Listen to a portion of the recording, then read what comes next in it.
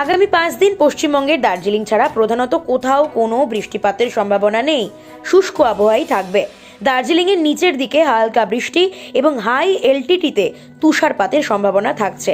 এই মুহূর্তে দিন এবং রাতের তাপমাত্রায় উল্লেখযোগ্য কোনো চেঞ্জ নেই।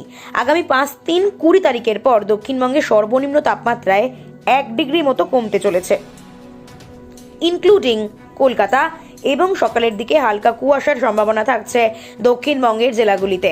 এই মুহূর্তে কোথাও কোনো রকমের সতর্কবার্তা নেই। ব্যুরো রিপোর্ট, খবর আজকে। দক্ষিণবঙ্গের দার্জিলিং জেলা ছাড়া সব জায়গাতেই আবহাওয়া প্রধানত শুষ্ক অর্থাৎ ড্রাই, বৃষ্টির সম্ভাবনা নেই। দার্জিলিংয়ে শুধুমাত্র নিচের দিকে হালকা বৃষ্টি আর খুব হায়ার রিচেসে মানে উপরের হাই অল্টিটিউডে হালকা থেকে মাঝারি স্নোফলের সম্ভাবনা আছে। বাকি পশ্চিমবঙ্গের সমস্ত জেলাতেই আবহাওয়া প্রধানত শুষ্ক। দিন ও রাতের তাপমাত্রার কোনো উল্লেখযোগ্য পরিবর্তন আগামী 5 দিনে নেই।